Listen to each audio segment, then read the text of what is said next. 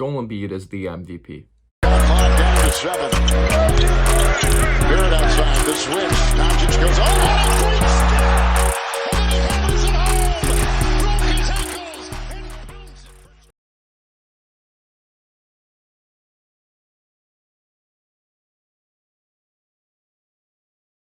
We're talking about a center who's nearly a part of the 50-40-90 club. And yes, the efficiency could dip off. Because it is the All-Star break, there is still many games to come. But we're talking about the most dominant player in the NBA right now, in my opinion. And teams are probably relieved when he shoots threes, and that is something I was really pissed off about when it came to years prior in his NBA career. It's not because he's a bad three-point shooter, but it's just because no one could stop him inside. He's so dominant in the paint. It's absolutely insane how dominant he is. So people are like relieved. I'm like, okay, we don't have to get tired on a possession. Joel Embiid settled for a three. It's like a 50-50 shot, it'll go in. But the volume has gone down, which I love to see, because my mindset with him was like, he could be even better if he played around the basket. But now he's a legitimate head coach of Doc Rivers. He's finally 100% officially, in my opinion. People were probably like wondering, Joel Embiid's never been hurt. Like he hasn't had a serious injury in a while. Knock on wood. But the minutes restrictions are gone. He has a proper coach to put him where he has to be on the court around the basket. They've let him loose. That's a scary thing. We're just now seeing what Joel Embiid could do in this league. And because he's so polished offensively, people overlook how good he is defensively, disrupting around the basket. And if you're looking for that pop game, like, yes, he's averaging 30, but people are wondering, like, what's his season high? Is it 35 points? Is he just consistently putting up 30, which would still be insane? But he's had like 3 or 4 games, I believe, or at least 3 games of having 40-plus points and over 10 rebounds. And no one's done that since like Wilt was in that category or something like that. He had a 50-point night. He's clutch down the stretch. He's hitting contested jumpers with people draping all over him down the stretch of games, backing out to the three-point line, beating the #1 seed or the best team in the NBA of the Utah Jazz.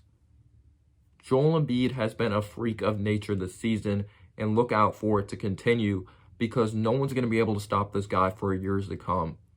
For the younger generation of people, this will be your Shaq. Because I'm one of those younger generations of people. I never saw Shaq, but right now what I'm seeing is Joel Embiid, if he stays healthy, he could be the most dominant player in the NBA. That's how good he is. That's how good he is. He's getting to the free throw line over, like, around 10 times a game, which is something Shaq couldn't do. Of course, Shaq's the most dominant player of all time. You could put Wilt Chamberlain up there. LeBron James is definitely one of the most dominant. Michael Jordan and all that.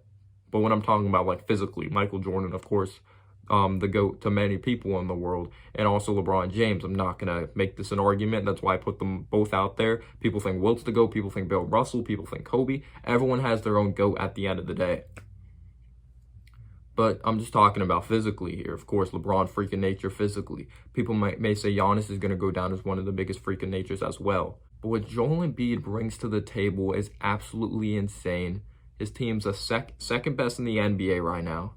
Like I said, he's like nearly a part of the 50-40-90 club as a center in the NBA. He's been clutch. He's been winning. He's putting up the stats. He's averaging a block. He's averaging 30 points. He's averaging over 10 rebounds. He's been insane this season, Joel Embiid.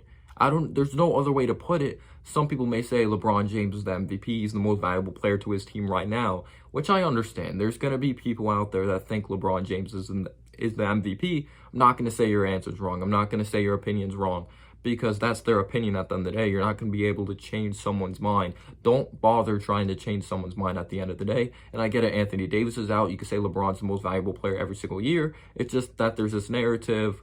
They get bored of giving it to LeBron. That's why they haven't given it to him like for such a long time, because they're so used to his greatness. It's just boring at this point to some people. Of course, I haven't been the biggest of like LeBron fan. Like, I respect his greatness, but him complaining and taking plays off on defense, choosing when he wants to play, I don't care if it's the regular season. You treat every game like it's a playoff game.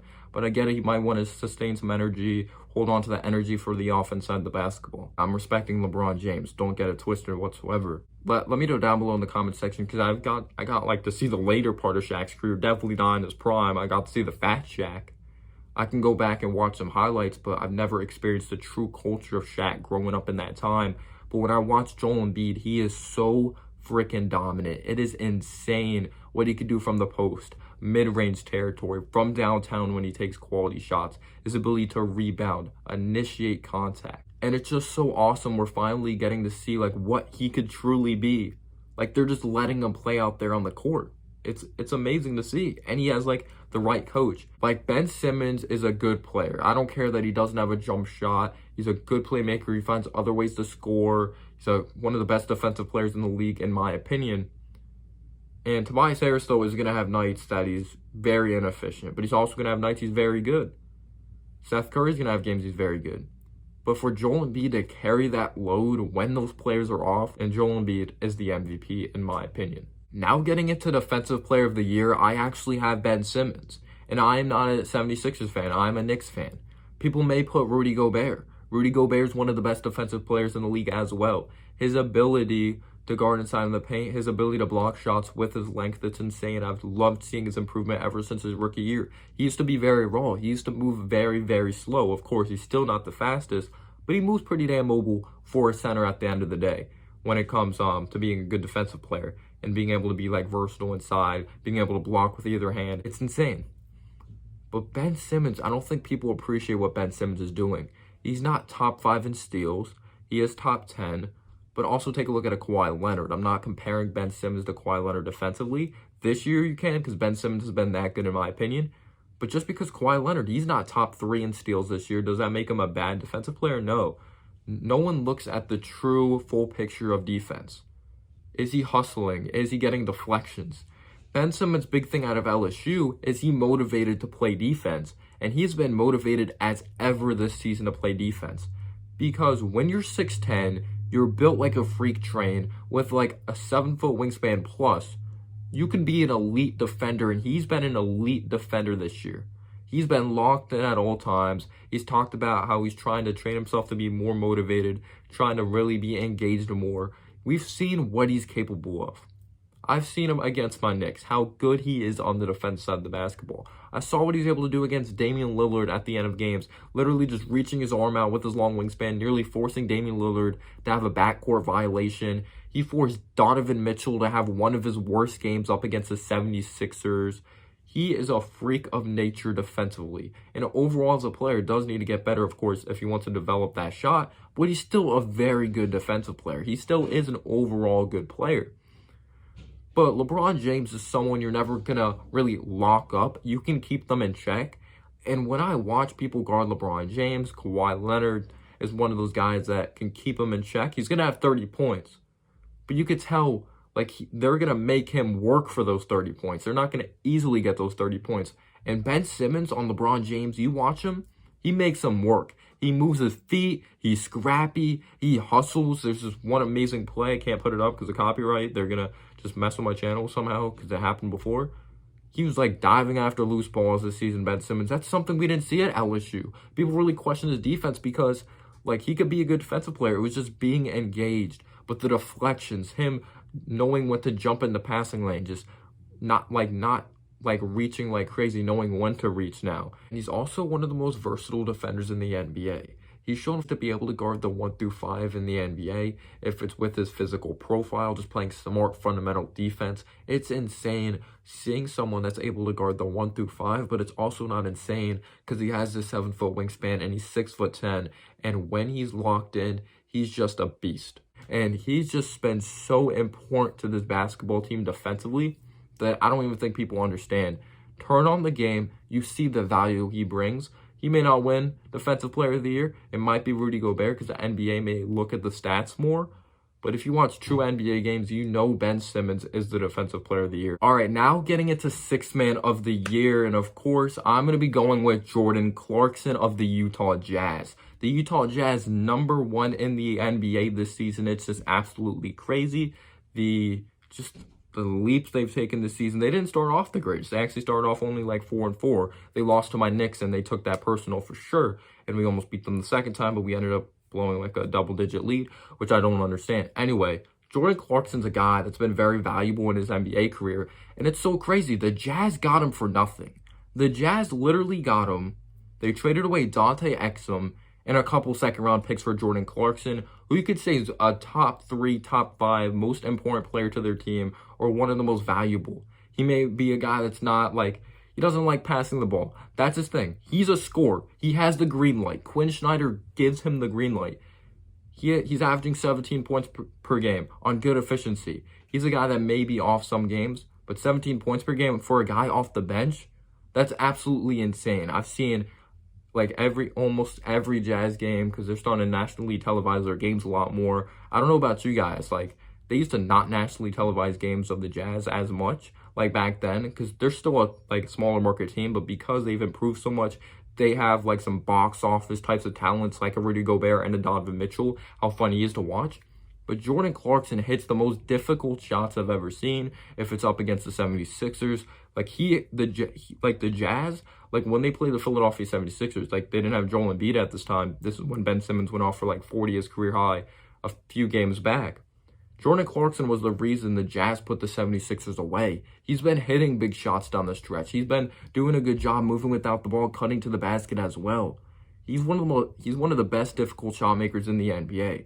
He's been amazing, Jordan Clarkson, for the Utah Jazz, and he's a big reason the Jazz are consistent this year, because they've gotten consistent bench help. Now getting into Rookie of the Year, and this really isn't a debate in my opinion. I do like a lot of rookies out of this draft class. If it was Patrick Williams being drafted, Isaac Okoro, I like Emmanuel Quickley now of the New York Knicks, who looks like is very good value for the 25th pick of the first round. I like Tyrese Halliburton, but I gotta give it to LaMelo freaking Ball. LaMelo Ball is someone who's definitely really proved me wrong. I really had questions with his maturity, what he really brings to the table. Does he care about the game of basketball? Is he going to try on defense? And it looks like his players really enjoy playing with him, and he's really trying on the defense side of the basketball, and his shot is translated a lot better than I thought. He's shooting around league average from downtown. He's averaging 14 points per game currently when I'm recording this video. We already know how good of a playmaker he is. He's absolutely insane. And he's not just putting up big-time points and losing. He's actually hit some big-time shots down the stretch. He's resulting in winning basketball with that very fun club over there of the Charlotte Hornets with Gordon Hayward, with a guy of PJ Washington, who I'm a big fan of as well, Terry Rozier, Devontae Graham. I really like the young core they're putting over there in Charlotte, but LaMelo Ball is someone that looks like a complete player. It's early in his career, so I'm not going to say he's going to be a future all-star or a superstar, but you see the talent. It's absolutely insane, and it looks like the Timberwolves are going to regret passing on Anthony Edwards. Anthony Edwards is someone that's a very good talent, but how much does he care about the game truly? This is someone that would pick football over basketball, and also he just looks lost out there on the court. Of course, he has the physical attributes, but anyway, I'm getting off topic. People said he's good when his motor is on, and that's something you really don't like to hear, but LaMelo's playmaking has been amazing. He's not afraid of the big moment. He could finish with either hand. His handle's amazing. Like, I didn't know his teammates were going to love playing with him this much, and how much of an effect he was going to put on the game this fast. Because I was really scared, like, is he going to be like Lonzo, of like he's not going to score much in like his first game, like, or throughout his rookie year? But no, he looks way more comfortable. He looks way more confident in his shot. Like, nothing phases LaMelo Ball out there, and I absolutely love it. LaMelo Ball is the Rookie of the Year, no doubt about it. You can give like Tyrese Halliburton credit, which Tyrese Halliburton's been amazing with his playmaking, his length. He's been pretty solid defensively. Some people had some questions about his shot mechanics. He's definitely a good catch-and-shoot guy in the league, and he's one of the smartest players in the NBA as a rookie. Quickly, what he's been able to provide as well with his floater game, his three-point shot from beyond the arc, and he's been amazing for the 25th overall pick. But as of right now, it is LaMelo Ball, and it's not even close. Getting into Coach of the Year, I gotta give it to Quinn Snyder of the Utah Jazz. You look at the Jazz as of right now, of course, the crazy winning streak they went on, but eventually was snapped up against the Los Angeles Clippers. And the Jazz, they have good players, but they don't have these big-time so-called superstars, such as a LeBron James, a Kevin Durant, a Giannis Antetokounmpo, Kawhi Leonard, even more. But the main reason why this Jazz team is so good is because Quinn Snyder holds these guys accountable, and he plays them throughout their strengths. Donovan Mitchell's a great player. He's a star in this league. Rudy Gobert is one of the best defensive players. He has glue guys like Jordan Clarkson, Joe Ingles, Bogdanovich as well. And the main thing with the Utah Jazz, ever since Donovan Mitchell's rookie year, this team was very good defensively, but a lot of people like me were scared, how are they going to keep up on the offense side of the basketball? But now, since they've really put it together. They've really put it together since Donovan Mitchell's rookie year. Ever since then, they've really worked on things to get the offense flowing in a better manner. If it's moving the ball more, making the extra pass, running the right system, they're also just getting people involved from beyond the arc and inside. Like, they do a really good job setting a certain amount of screens to get the mismatch they want inside in the paint or even from mid-range territory, and they do a good job popping guys out to the outside like a Bogdanovich. The scary thing with this Jazz team is I don't even think Bogdanovich is at the level he can be at, because he actually did hurt something earlier in the season, and that's just insane to me. But Quinn Snyder's been doing a great job with this Utah Jazz team, a team that wasn't really that capable on the offense side of the basketball a couple of years ago, but now having very solid guys, not big-time stars besides Donovan Mitchell and Rudy Gobert, their ability to distribute the basketball and get everyone involved, their ball movement has been insane, and they're the best team in the NBA currently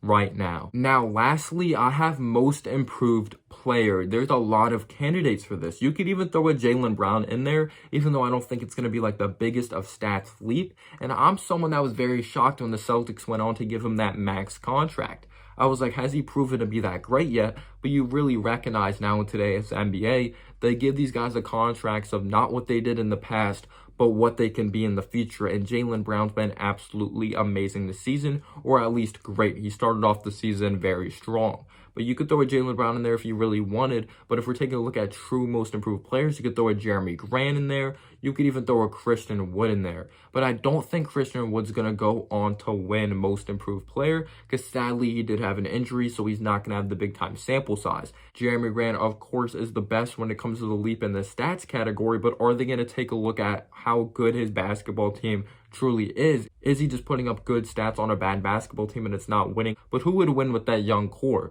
Like Sadiq Bey, solid player. Isaiah Stewart, solid player. But who's winning with that basketball team at the end of the day? And I get it. I made a whole video on Jeremy Grant and how he's really matured his arsenal. He came in with not the best shot out of Syracuse, very good athlete, good defensive player, but now he's starting to hit like some fadeaway jumpers off the dribble. He's always been athletic. He has a way more complete, polished game now that is definitely more mature, which you just absolutely love to see, and it's way more put together. But my pick for this award is Julius Randle. Some people may call me crazy and say it should go to Christian Wood, but I personally don't think they're going to give it to someone that hasn't had that big of a sample size, and Jeremy Grant has the stats, but they've been a very bad team. And you take a look at Julius Randle, his stats have gone up from 19 points per game to 24, around that range as of right now. We're talking about someone who's really crashing the glass and distributing the basketball. And he's doing it on an efficient clip, as he's shooting nearly 50% from the field and also 40% from downtown and 80% from the charity stripe. And those efficient numbers were not something I could say last year. I was not going to say he was a good playmaker back then, like last year, because people were literally talking about him being ball dominant, not making good decisions with the basketball. Yes, he's still averaging 3 turnovers, but this is someone that constantly has the ball in his hands every single time, and he's not doing that same spin move every single time. But everyone was talking about how he stunned the development of other guys. He's not a leader. This guy's literally just putting up good stats on a terrible basketball team. He takes bad shots. He plays no defense. He is absolutely worthless, and we should trade him after we draft Obi Toppin. He's studying the development of RJ and whatever young guy we're going to bring in. But Julius Randle's absolutely proved us wrong this season as Knicks fans. Julius Randle, someone I always thought was talented, but I did not think he had this mature style of play, and I don't think he really realized what he was doing that was hurting this team so bad. But you also have to think we had a very non-structured team of David Fizdale being the head coach of the helm,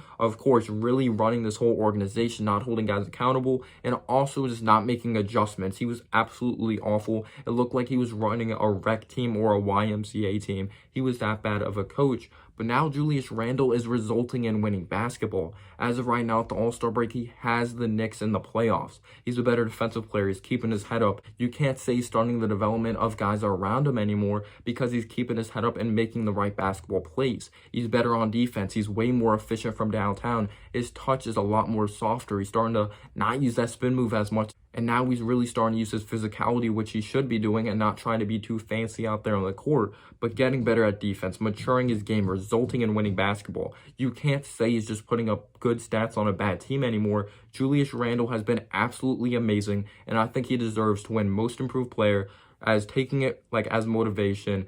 he was saying how I really disappointed myself. I disappointed this whole organization. I disappointed just the entire fan base, everyone of New York City, of Manhattan, or whoever supports the Knicks. He had a very good article on the Players Tribune, and now he's a better leader. He has taken advice from Kobe Bryant, bringing these guys in at a certain time to really get the work in, which has been amazing. I recommend for you guys to read that. But let me know down below your thoughts. Do you agree or disagree with my award predictions? And as always, guys, have a humble day or night. Peace out, y'all.